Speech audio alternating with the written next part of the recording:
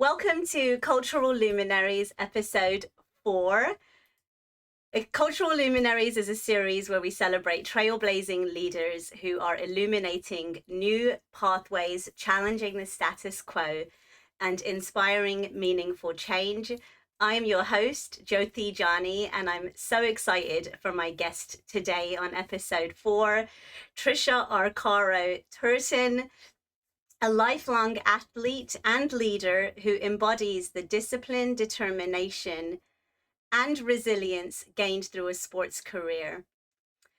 A member of the 1998 US Women's Rugby World Cup squad and the 2004 USA Amateur National Boxing Champion, Tricia has competed at the highest levels, including 12 professional boxing matches with 3 title fights. Beyond her athletic achievements, Tricia brings a wealth of leadership and management experience. She served as a full-time operations supervisor at UPS before transitioning to starting her boxing gym, Arcaro Boxing, which she has grown for over a decade. Her gym combines boxing training with functional patterns to promote holistic personal development. And today, Tricia is dedicated to helping individuals unlock their full potential, fostering growth, confidence, and resilience through tailored training programs. And she is also my coach for over 5.5 years. So I can say with full confidence that she is an incredible guide and leader in our community. Tricia, welcome and thank you for being here. Thank you. I'm excited. I am too. So, there's a lot we can kind of get into and we're going to get into, but there's a question I ask all of my guests. And the first question is, for the benefit of myself and our audience, please tell us what's lighting you up these days.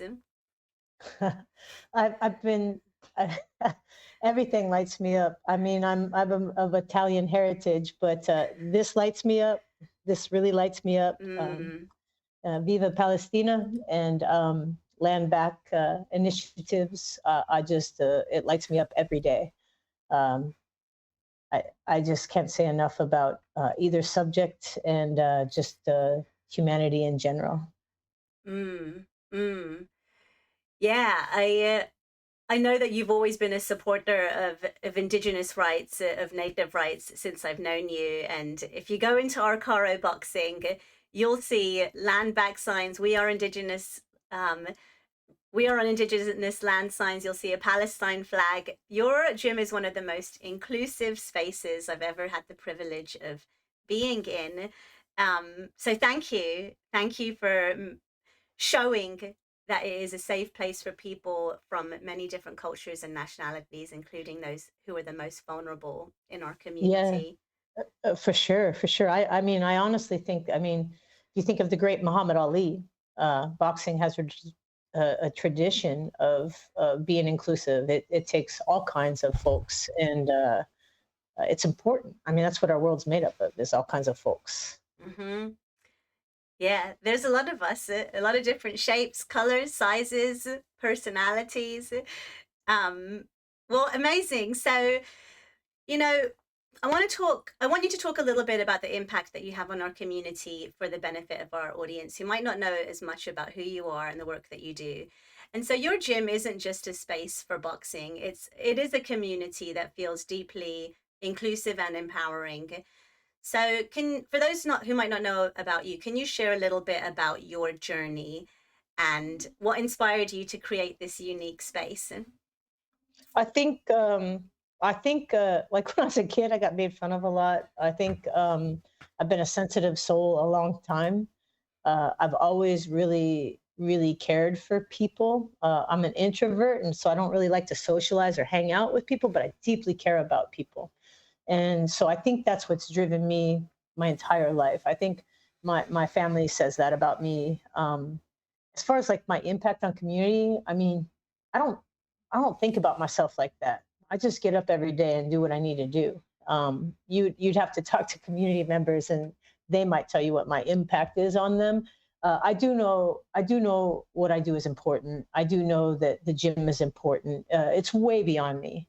This is so way beyond me by this point.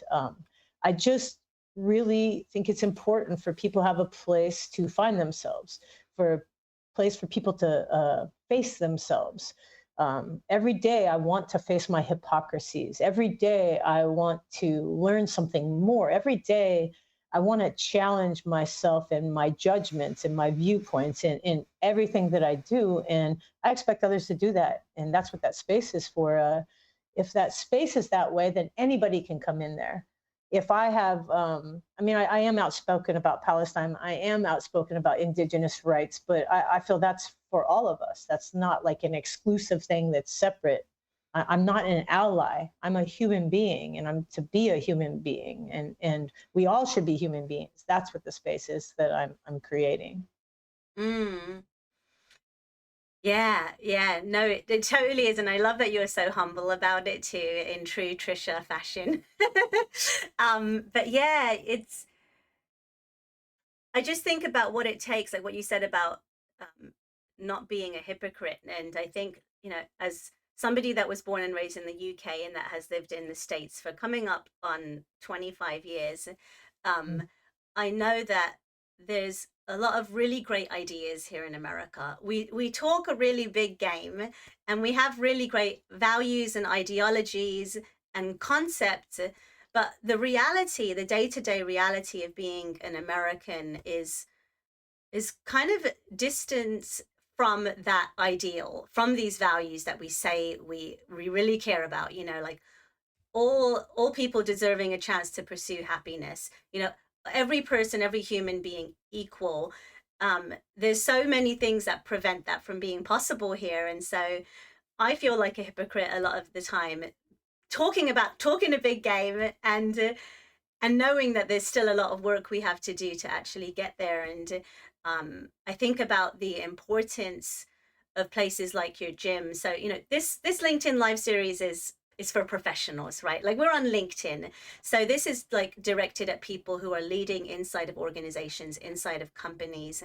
And here you are, a leader at a local boxing gym.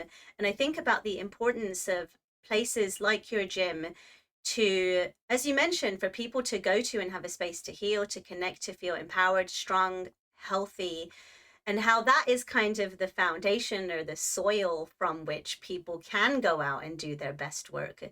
And so um, that's kind of what we're going to get into a little bit more in our conversation today, is like, what happens in your gym when people work with you, when people train with you. I know what's happened to me, and I want us to kind of dig into that. And how does that help people, leaders, change agents who want to go out into the world and do more meaningful work?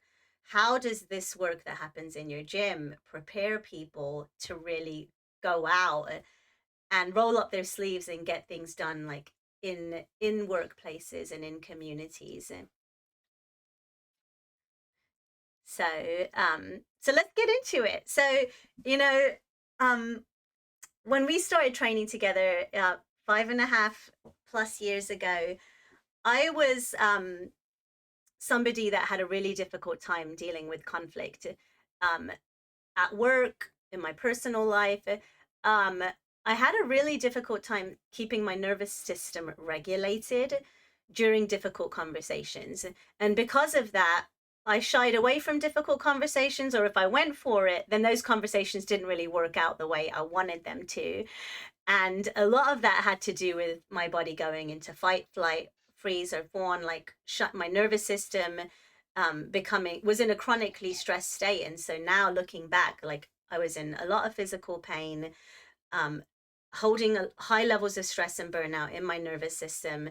And it's no surprise that I had a hard time kind of navigating these conversations and these difficult scenarios. But um, can you talk to me a little bit about what the role of training is and plays in helping people stay regulated in their bodies? Like, share a little bit about your expertise with why that's important. Well, I think like with sports, you drill, you drill, and you drill over and over again without duress. So for instance, I might do a drill without movement, and I might just be stationary, and I'll start working on this drill. And then I'll up the ante a little bit by maybe adding some movement. And then I might add some other duress. And so life's like that to me. Like my life is a series of drills. I just drill all day long. And so I take that mentality into my training of people. And what that does is it makes you have a discipline, for focus and for paying attention, for more self-awareness, because self-awareness is everything. Your environment is constantly going to affect you, your internal environment, your external environment. You have to be aware of how your body is affected, because that affects your brain, your decision making, your nervous system. And so in training, my goal is to get you all as aware as you could possibly be. What is going on? What words are you using? What body language are you presenting? What are your chronic issues? Why are they chronic issues? Let's use first principles thinking to get to the root cause of what's going on. And then we can start to build you up from there so that you can make better decisions, so that you can have better movement without friction, so that you're smooth in your movements. You'll be smoother in your brain. You aren't sending all these stress signals from your body to your brain. It's just really important to get that awareness to start making differences in the way you move. Mm, mm. Yeah, no, it's so powerful. And the word that comes up for me is neuroplasticity, right? And the way that we create new neural pathways. And what the work that you're doing and what I'm picking up from what you're saying is the role that practice plays in really getting your reps in, like in building those new nervous system connections to help you practice like delivering under duress, practice showing up and calming yourself down under stress, and confronting whatever it is those stressors are in an embodied way, and then practicing overcoming that. And I know that that's something that we've been able to work on over the past 5 years is, as we train, I come face to face with my dysfunction. And for me, I have held a lot of pain in my neck and shoulders. And you've taught me that, oh, you're hiking up your shoulder or you're hiking up a hip. And I'm like, oh, I didn't even know I was doing that.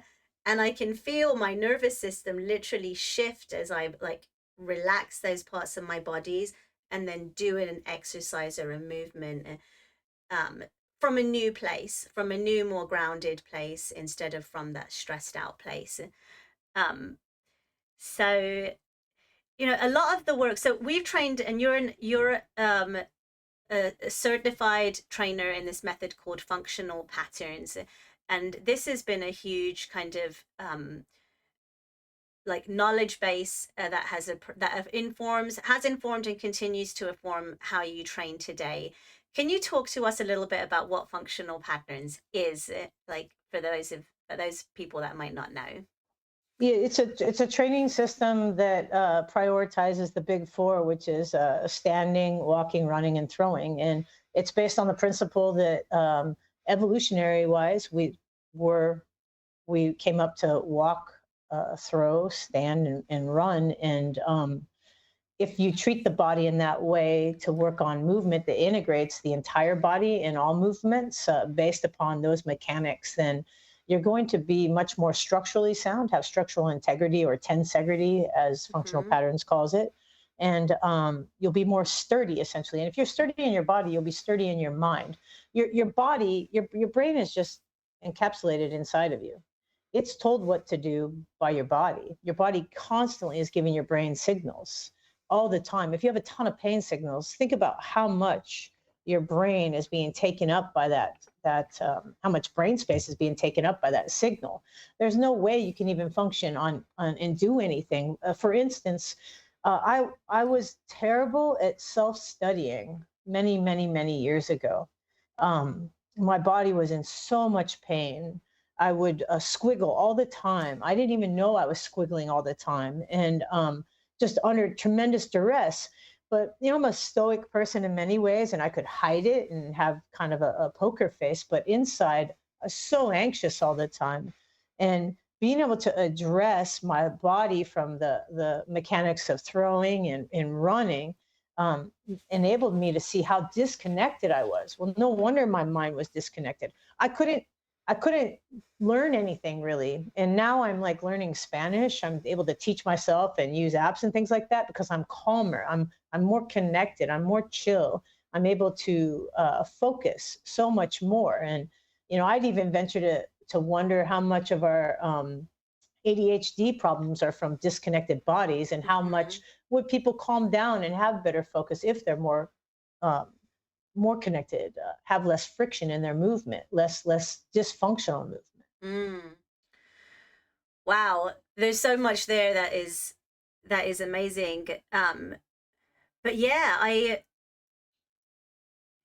you could almost say that we're going through a moment, a collective moment like today in 2024, where we are experiencing a crisis of disconnection.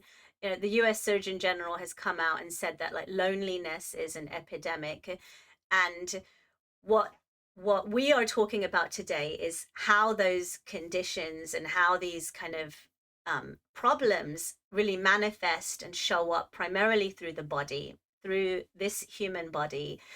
And I would love, like, you work, we're here in Seattle and your gym is here in Seattle, where we're home to some of the biggest technology companies in the whole world. And so a lot of the people who come into your gym who train with you are people that have day jobs inside of, these corporations and these tech companies. You work with a lot of people. You also work with kids, youth, with seniors. But I know you see a lot of corporate people too. So talk to me a little bit about what are you seeing in happening to people's bodies, and what trends are you noticing in terms of this disconnection and how it shows up in people's bodies? Like what are people coming to you and It, asking for help with? tremendous pain. The amount of physical pain is unreal. What's really disturbing to me is the amount of physical problems in youth. Uh, there's more and more youth coming that have tremendously out of whack bodies, and the coordination is terrible. I mean, I grew up running around. I grew up in the mountains in Colorado, and I grew up running around, climbing trees.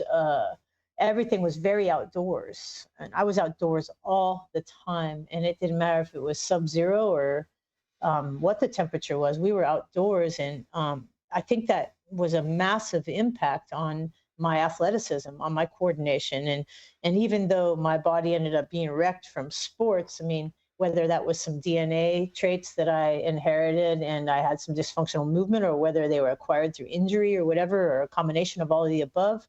Um, as a youth, I was much more mobile and less body pain. The youth are in terrible pain. Mm, Corporate folks, the postures are horrendous, and I think it's a combination of blue light, so non-native lights that mm-hmm, we're under screen time for forever. Like our screens are programmed to solar noon, so our body is being triggered off to always being at solar noon, and that affects our hormones, that affects endocrine system, it affects our whole body. We're a chemistry set inside. mm-hmm, We are influenced by our environment. So when we're in those kinds of environments, we are not at our best. We need natural light. We need to move outdoors, and it's not boding well for our health. Our foods are processed. Our movement is lackadaisical. It's not good. The standing desks don't fix poor posture. no. You don't go from a sitting desk to a standing desk and suddenly miraculously feel better. It's just always band-aids on everything.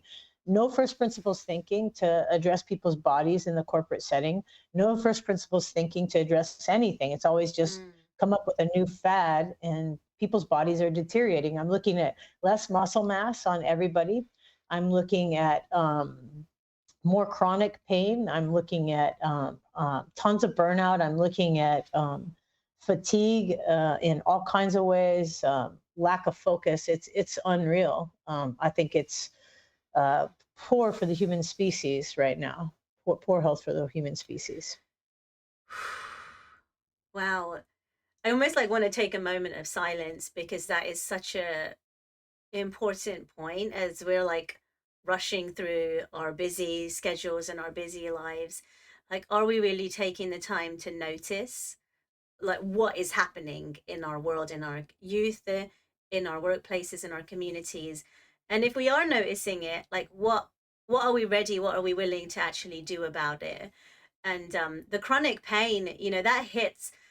I coach and work with people in corporate leaders and executive leaders too. And I too am amazed at the amount of pain people just push through and don't even talk about, like the amount of pain people suffer with and struggle with behind the scenes and don't feel comfortable really talking about in a workplace environment because it might be perceived as a sign of weakness. And I know that that's something that was real for me. And one of the reasons I didn't talk about my chronic pain much when I was suffering with it at way worse levels than I am now.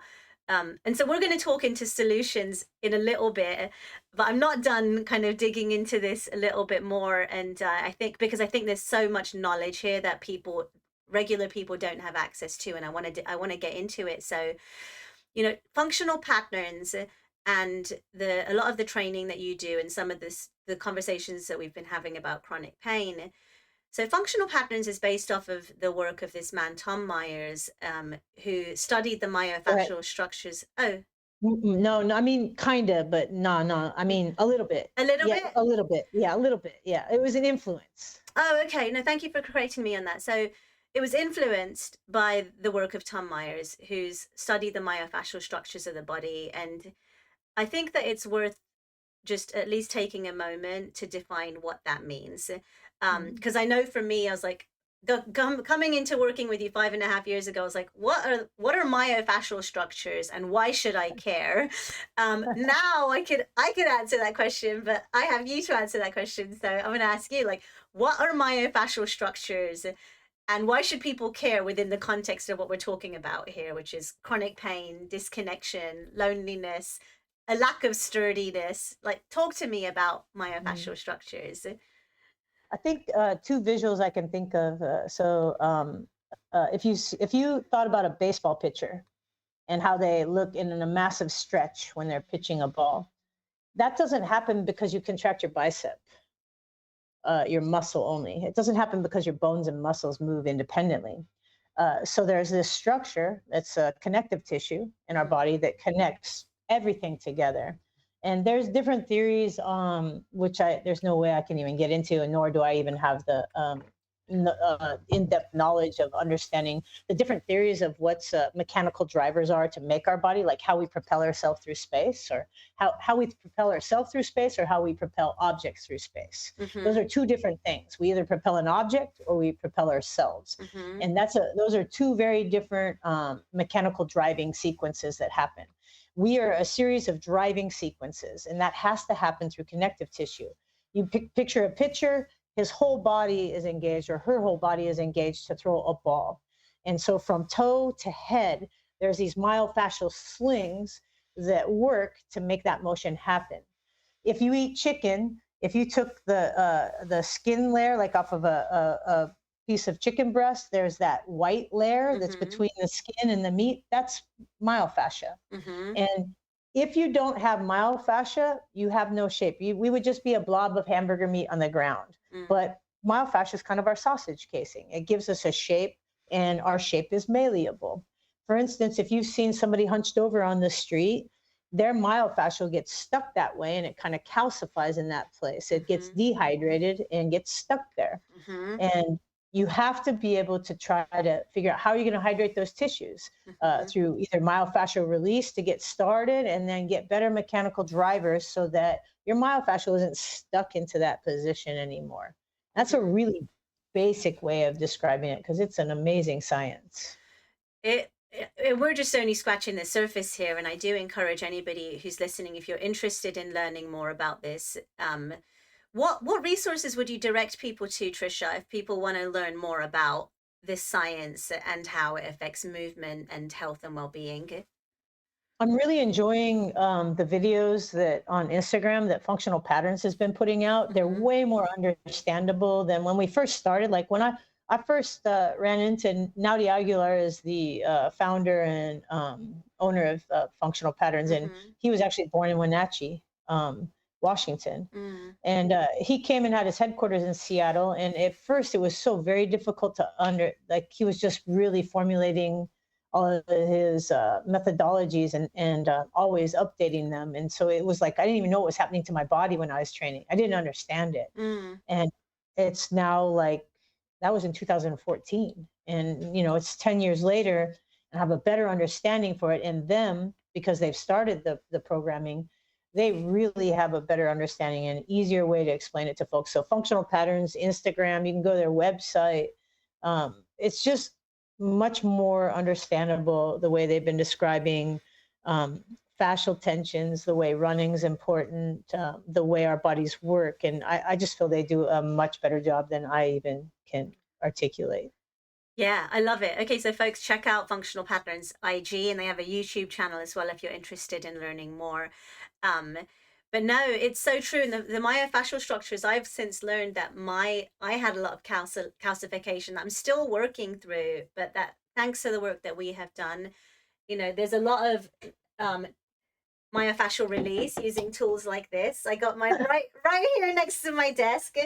And so I know that breaking up these adhesions so that they can be hydrated and then retensioning them through strengthening exercises really is the two halves of the coin that this training involves, in a nutshell. So thank you for sharing more about that. So we're going to kind of keep going with our conversation now. So um, one of the most profound lessons I've learned from you is how physical movement, like boxing, can help rewire our nervous systems.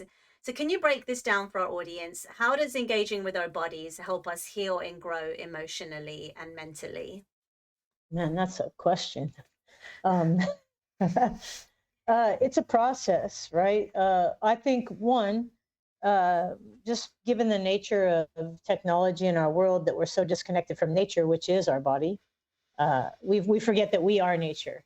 Uh, um, so getting connected and understanding that we are nature, we are part of nature, is one way. That's a good root foundation to start realizing that we have some autonomy, a little bit of autonomy, into understanding our connections.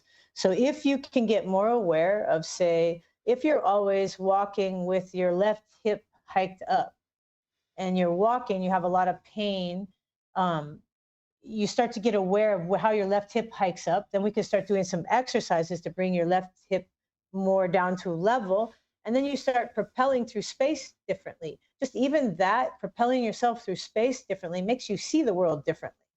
You start to relax a little differently. You're not always guarding against this pain all the time. Your brain doesn't interpret you're in duress. Like I think of us as base animals, right? If I were to take my body and plop it in the woods and say, okay, survive, could I? Well, if I'm in a bunch of disarray, I'm going to be so anxious because I know I'm not going to be able to survive. So if you take away all that disconnection, all that pain, all the things that are preventing us from moving smoothly, now I pop myself in the woods and I feel like I can survive. I'm going to be much calmer. I'm going to have better vision, because what does pain do? It puts us into narrow vision. It makes us in fight, flight, or freeze all the time. And so if I can calm that down, I'll see better, much better focus, much better decision making. It's just always tied together. It just consistently compounds upon the other. And I'm living testament to that. You're living testament to that. I've seen you change radically. The person you are today, the language you use has changed. The semantics you use are radically different than when I first met you. Yeah. When we're in pain, when we're hurting, we're using more victim kind of conversation rather than realizing that we can do something. We can get aware of our environments. We can change our environments if we need to, and then start to change our body even more. So it's just always intertwined. Yeah. Oh, it's so true. It's so true. Like, I was a different person when we met, and I look in the mirror today and I feel like my body looks different, my shoulders look different, my back, every part of my body looks different, and I feel different. And it's funny because this LinkedIn Live series is to help me promote my upcoming book, Creating Culture. And I was thinking how I started writing this book in 2020, and that was after we started working together, but it was earlier on in our journey. And one of the reasons this book has taken me so long to write is because in the early days I would write knowing I wanted to write and I had stuff I wanted to say, but I was so angry. And actually a lot of my writing was was written in from this like victim mentality. And I would write and then I would go back and I'd read what I'd written and I'd be like, this sucks. Like I'm not getting across what I want to say. And it's funny, like thinking about how in the background during the time we've been working together, I've been working on this book and I'm finally able to, from a position of power, talk about my experiences objectively. Like I can say, you know, here's what happened, here's what I learned. But instead of feeling like I have unresolved anger, bitterness, resentment about these experiences, I'm actually over it. And I'm not even blaming people the way I used to blame people for these difficult situations and things I've experienced. I now understand that it's the systems that are the problem, not other people. And that has given me a whole new level of like personal freedom, and confidence and empowerment, to be able to, as you say, go out into the world and be sturdy and strong. Yeah, you're radically different, and I mean radically different. And I mean, that's what motivates me. It just motivates me that one, I could change myself so much. I mean, I consider myself a very big hot mess, almost all the way through till it's like taking me till I was like 40 years old to really start to mature more. And then as my body changed, like when I started clearing up the knee pain I had and sciatic and all kinds of stuff, it was like I could become an adult and I could mature and have better emotional mediation. Like it's insane. Like again, I'm of Italian heritage, and so I would just say, "Oh, I am." It's because I'm Italian. I would pop off all the time, like all the time. And the more I realized that's just because my body was in disarray. And now, if I choose to pop off, it's I'm choosing it for a specific impact. And for a specific reason. It's not because I'm reactive. It's because I'm using it for something that I need to important. And I have more choice. And I don't believe we have free will or free choice because our environments are always affect us in ways we don't know. But the more I can understand how my internal environment is affecting me, how my body mechanics are affecting me, the better decision making I'll have, the calmer I will be. And I think the better choices for where I want to go and the more honest choices I'll make. Yeah, no, 100% agree. So, so boxing teaches many life lessons: discipline, resilience, managing fear. What parallels do you see between what happens in the ring and what happens in the broader world and what's needed in the broader world, whether it's in leadership, in relationships, or personal growth? To me, boxing is an exact reflection of life. From the corner person to the athlete in the ring fighting. Everything that you are in your life will be exponentially exposed in the ring. There is no hiding it. That's the difference, I think. Let me go off the difference first. The difference between the ring and life is that in life you can hide things longer. Mm. In the ring, there you're going to be exposed, and on stage in front of a group of people, it's going to happen real quick. What we need more of is more people need to get hit in the face and they need to understand what it's like to get hit in the face and how to calm down under that challenge of getting hit in the face. Um, a lot more people would learn empathy, which I know seems strange in boxing, but they would learn empathy, how to compete together because you're not, you're trying to best yourself. You are your opponent. You're just lucky enough to have somebody across from you to be a mirror reflection of you, for you to go at yourself and take on the things that you're not good at, the things that have been bothering you for a while, the things that eat at you, and they are a conduit for you to go somewhere new. That's an amazing experience, and I think that we need more of that in life. And I think if we used our boardrooms that way more, where people were facing themselves to go somewhere new instead of just trying to make a buck or pull the wool over the public's eyes or whatever it is that we do in these scenarios to make money, we'd be better off. You're not going into the ring to go make money. You're going in there to face yourself. You're going Mm. in there to try to find something new, to dig a little deeper, to see what you can do. And we are so much sturdier than we realize. The human body does amazing things. Mm-hmm. Mm-hmm.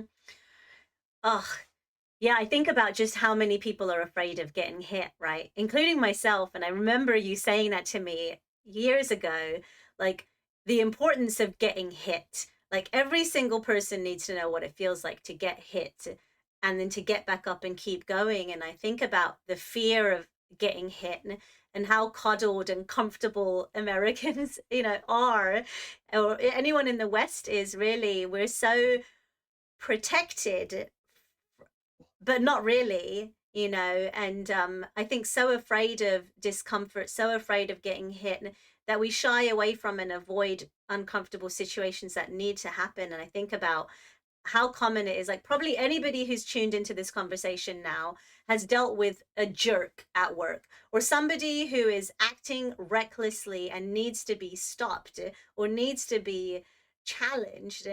And how many people are afraid to do that because they don't know if they can handle it. And so what I know is that boxing and not being afraid of getting hit is that's the practice that helps you confront people that need to be called out or need to be challenged when they're causing harm to other people. um yeah, and that's one of the things you've taught me to do and one of the things I'm not afraid to do anymore, so hooray. Hooray I for like that. I like that a lot. Yeah, it's really, really important to have discomfort. I mean, what happens without discomfort? I mean, really nothing. And we have to have it. We have to have it, and you have to get comfortable being uncomfortable. And that's a common theme in boxing and all martial arts. And as coaches and as fighters, we know it. We understand. And even though it's called a fighting art, it really isn't about fighting. It's literally about calming down and seeing pathways to execute your plan. Yeah. No, I love that. And I think about fighting in such a different way now after working with you because some fights need to happen, and living today in 2024, I think that we are all witnesses to that. And that leads me into my next question, which is you've mentioned before how important it is to challenge traditional ideas of power and authority. And so, how does your work contribute to reshaping these narratives, traditional narratives of power and authority, both inside and outside the gym? Man, um, man, that's a great question. One, I've always been a rebellious person. Uh, I have always wondered why. I want to know why everything works, how it works, and why is it that way. I've always been that way. And much to my parents' chagrin, and probably every boss or business partner I've ever had, probably much to all their chagrin. But what's important about that is that if you question everything, um, and you don't necessarily have to act, but you have to question, why do I believe this? Why is this happening? How does this work? Then you can see, does this really make sense, or is this just happening because everybody's doing it? And you don't want to be a rebel just because then you're just being the same thing. You're just the opposite end of the spectrum. You want to really find out, like, why do we build buildings the way we do? Why do we have our stoplights set up like they are? Why are the streets paved this way? Why do we set up business this way? And if you start to question those things and think, then you can start to see, is there another way to do it? Otherwise, you're never going to see another way because we're so stuck into our environment, and it's very difficult to see what you can't see.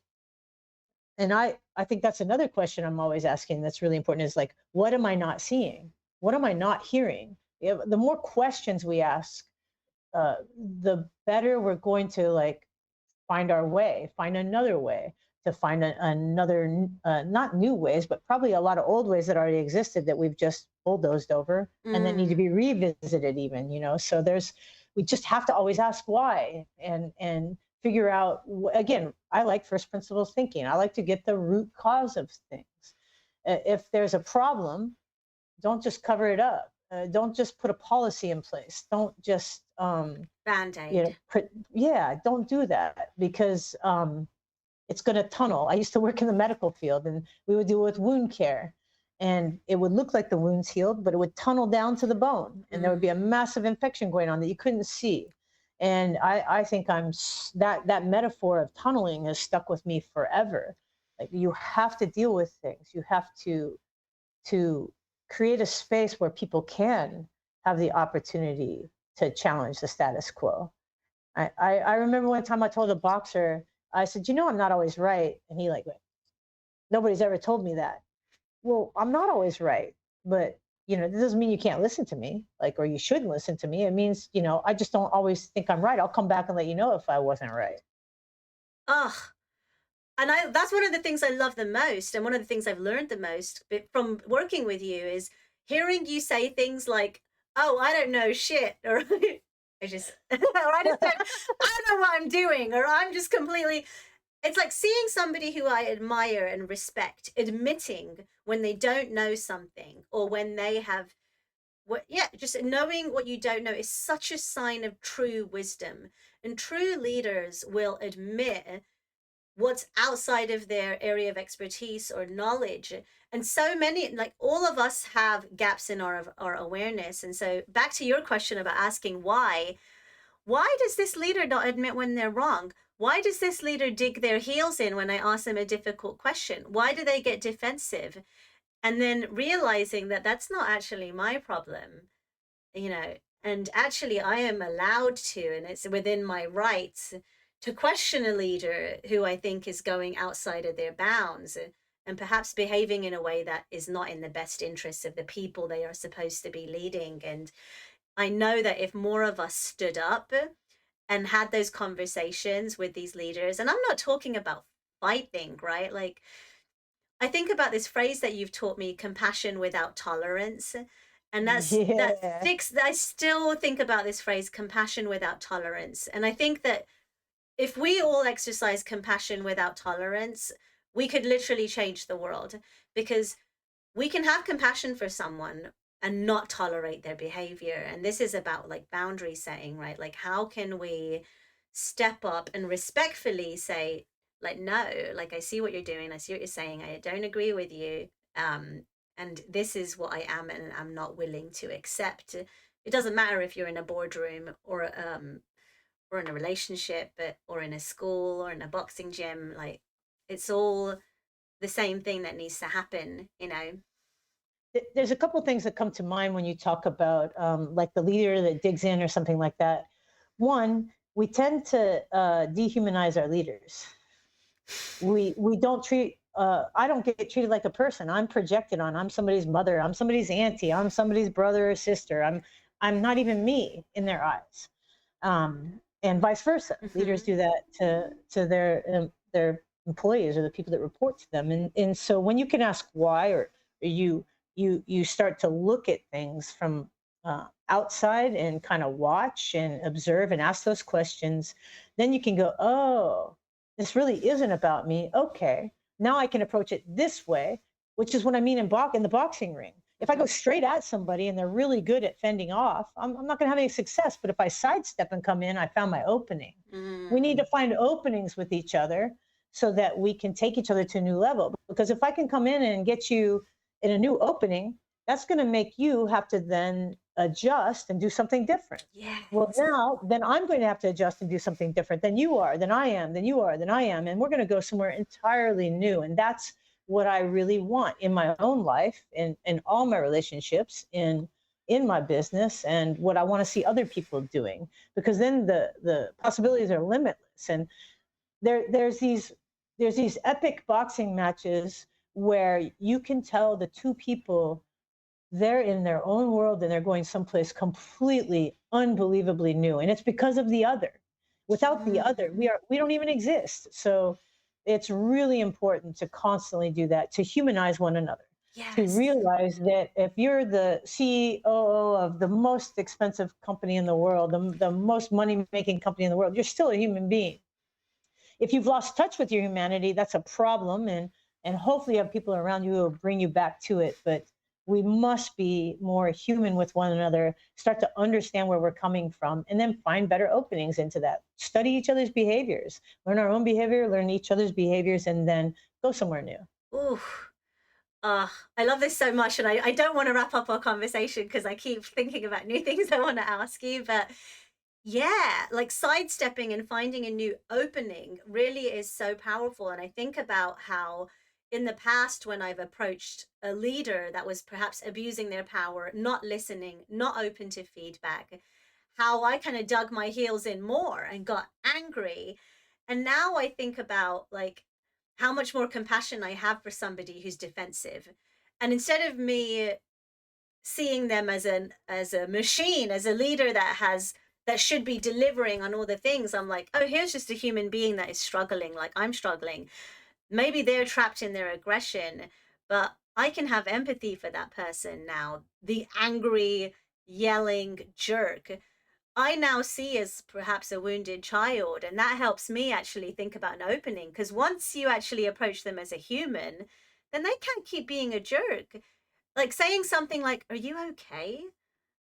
can completely sidestep something, an altercation, and what could go sideways, right? And actually being like, Mhm. you seem like you're actually having a hard time. Like, can I support you in some way? And boom, all of a sudden they're not defensive anymore. They're just like, oh, whoa, you just saw me like a human. And that is like magic because that is a superpower. And instead of Yeah, fight, it's like, what's that quote? Like, the definition of insanity is trying the same thing and expecting some different result. Like, it's true. It's true. And when you can see the humanness in another person, and you can hear them or see them, yeah, then you're gonna go have a lot better success together. totally, totally. And I know that if we're all doing this, then it could change the world. So, we're gonna have to end our conversation now. It's been an incredible, incredible conversation, and I just know that the work that you're doing in our community and it's just so important. It's not only changed my life, but I see it change in the lives of many other people. I personally have referred so many friends to your gym, Trisha, because I know and trust you probably more than anybody in the world. And that's saying something, you know, because I have a very tight inner circle. I know a lot of people, but my circle of trust is kind of tiny. And you are like right there in that circle of trust. And I tell a lot of people like I wouldn't be where I am today if it wasn't for you and the work that you've helped me do. So thank you so For much sure. for that. Definitely.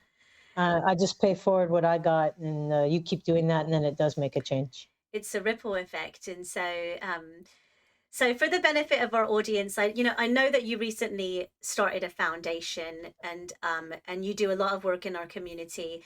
So please share for the people on the call who are listening to the recording of this that want to know more about you, more about your work, and how to best support you.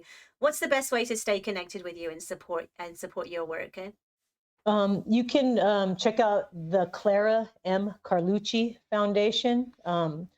The Clara M. Carlucci Foundation was named after my grandmother, which is a whole nother story for another time. But um, I do mutual aid work there, and then also help amateur boxers realize and achieve their dreams that aren't possible without financial help from community. And again, mutual aid is hugely important to me, and so I can directly affect people rather than having my business pay for everything that I've been doing over the past 10 years. The foundation is going to help with that now. You can catch me on Instagram, either Arcaro Boxing or Tricia Arcaro Turton. I think those two ways, plus the foundation, is probably the easiest way to keep tabs on me. And yeah, if you're not willing to hear really hard things, don't follow me. But if you want to hear really hard things, follow me. Can vouch, and I'll go ahead and drop those links into the comments when we're done, so people Thank you. can have those links. But wow, what a conversation. Just thank you so much for sharing your insights and your work with us and our audience today. Listener, audience, thank you so much for tuning in to Cultural Luminaries episode 4. I'm so delighted that you're here. You know, all of our previous episodes are archived on YouTube as well as here on LinkedIn. So if you want to go back and check some of those previous episodes out, um, I will actually drop a link to the YouTube channel in the comments as well. Next week, December 13th, I have a guest, Rose Edwards, or Rose Waterstone, pardon me, founder of Young Women Empowered and organizational consultant. And Rose will be talking to us a little bit about the work that they have been doing and have done in the past with Young Women Empowered, an incredible nonprofit here that is doing incredible work. So tune in for that if you want to hear more about that. Otherwise, thank you so much for being here.